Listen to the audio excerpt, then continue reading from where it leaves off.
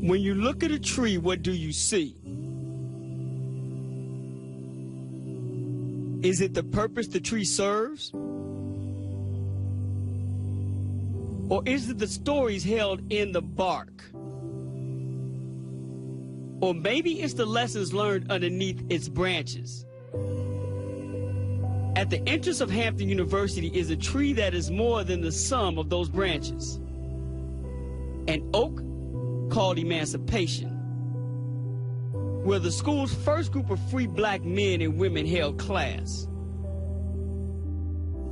where roots were planted below and above the soil.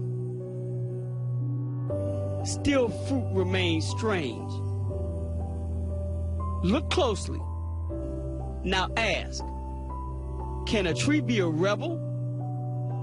Can it be a reminder?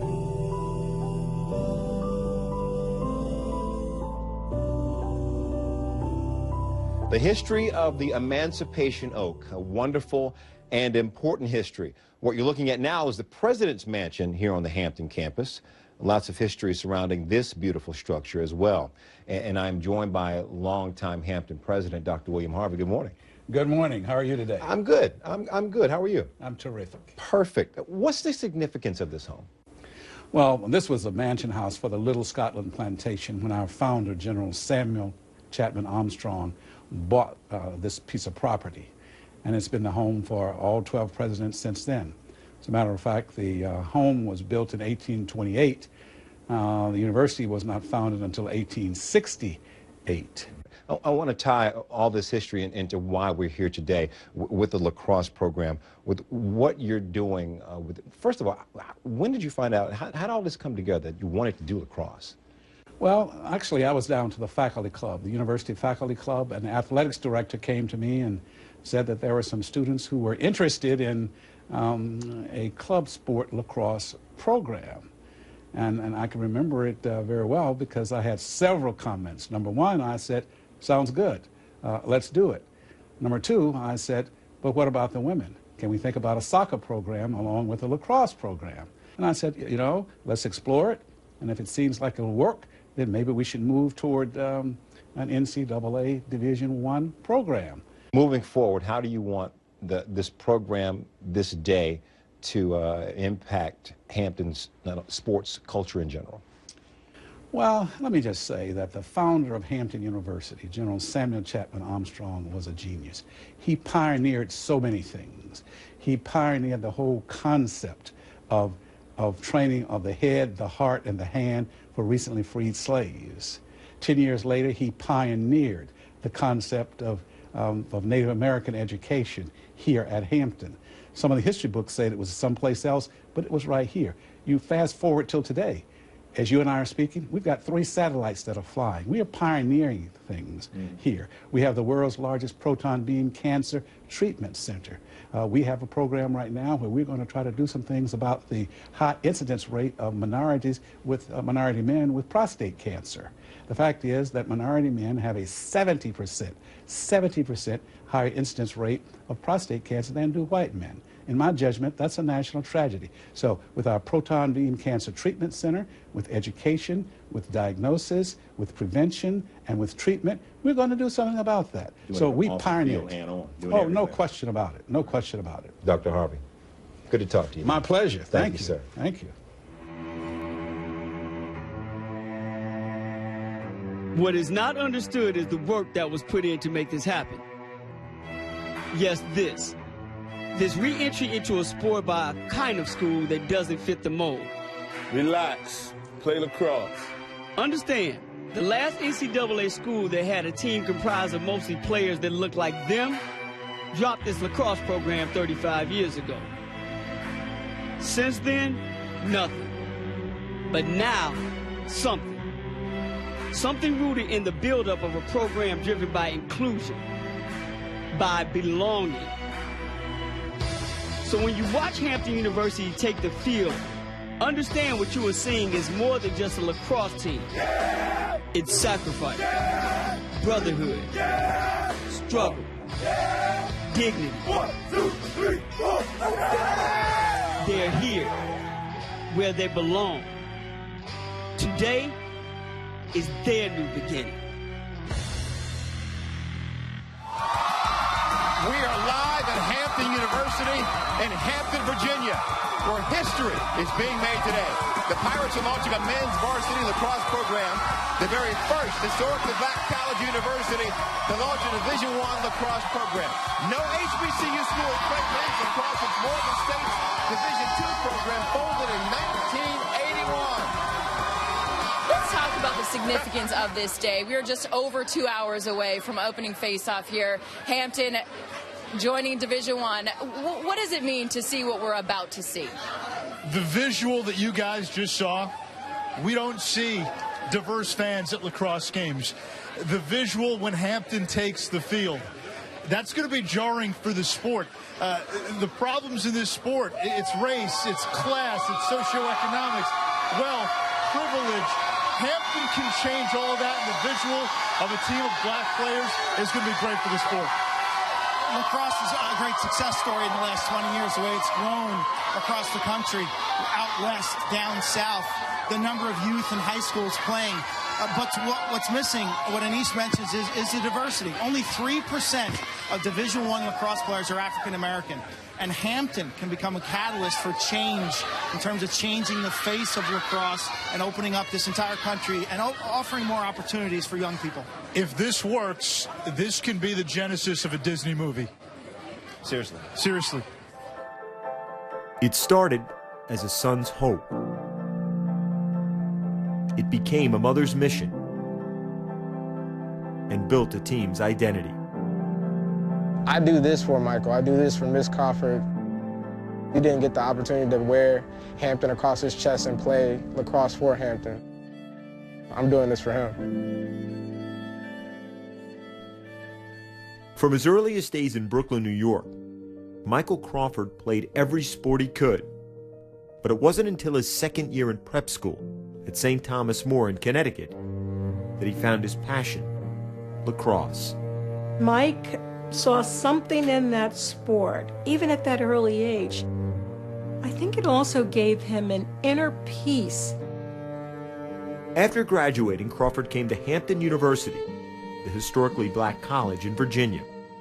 He loved everything about it, except its lack of a lacrosse program. His senior year, he was determined to change that. Michael decided that he was going to write a proposal to introduce lacrosse as a club sport. It was something that Michael and I continued to talk about during the winter break when he was home for the Christmas holiday. What was the next step? For Crawford, the next step never came. On December the 28th of 2010, Michael went into sudden cardiac arrest due to an enlarged heart, and we lost Michael. Michael Crawford was 21 years old. In the weeks that followed, his mother found herself thinking of his proposal and the passion he had to bring lacrosse to Hampton. I began to try and understand if there were students on the campus with an interest, is there a coach that would be willing to come in? I actually Googled black lacrosse coach. I remember seeing a call on my cell phone. At the time, I was working for the Baltimore City Fire Department. I was a deputy chief. And I was like, okay, when I get to my office, I'll call it back. And the conversation became very emotional. She started crying. I started crying. There was something that was said in that exchange that made us both believe that we could take this sport beyond just the words that my son had written on paper. I said, Miss Crawford. She said, yes. I said, you believe in God? She said, yes. I said,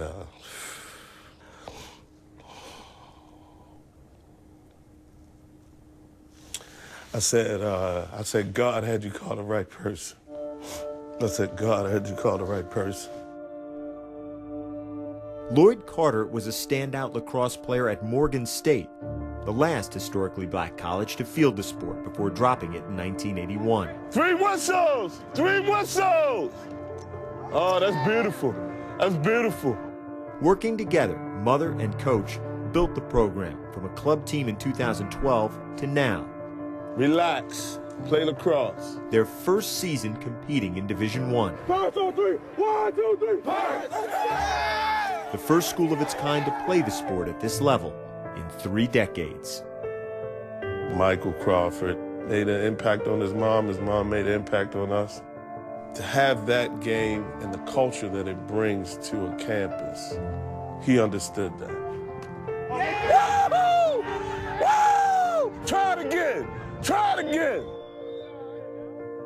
It's a belief that a vision, tenacity, and persistence can, in fact, make change happen. We're here with the 3 captains, DJ Kidd, Jeremy Triplett, and Alex Sales.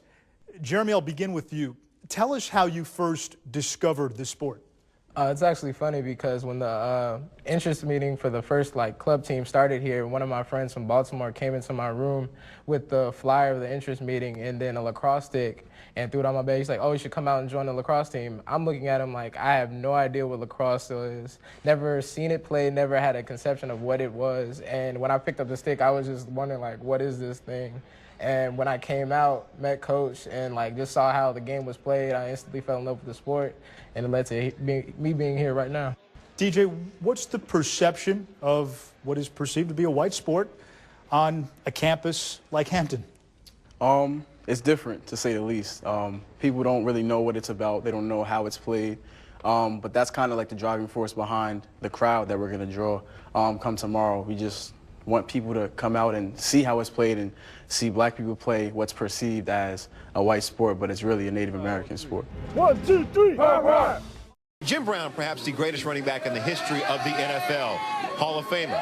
Arguably the greatest lacrosse player, an All-American at Syracuse before settling into his NFL career. Certainly the pioneer for black athletes in the sport of lacrosse. The legend sat down with our Chris Connolly talking about his impact on the game and the significance of this historic day. How did you come to understand the origins of the game? I'm a student of education. I believe in seeking out knowledge where things come from. And the Native Americans created this game, and it was adopted by us Americans. What do you think is the significance of African Americans taking up the game? The big picture is that African Americans should participate in everything. We're going to work hard and then go out here and do what we do, all right? Let's go, Pirates on 3, Pirates on 3, 1, 2, 3, Pirates! Hampton is exploring and educating and offering opportunities that's off the beaten path. That starts with lacrosse. And where it ends, nobody knows, because there's so many things that the African American community have not had an opportunity to participate in. And if lacrosse can be one that opens the door, then I'm all for it. So it's like, hoorah, Hampton, keep it up.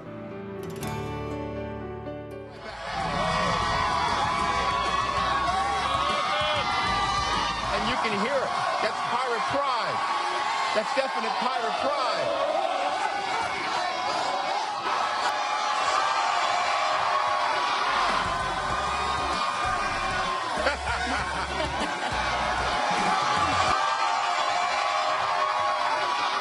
That is how you capture what this moment is all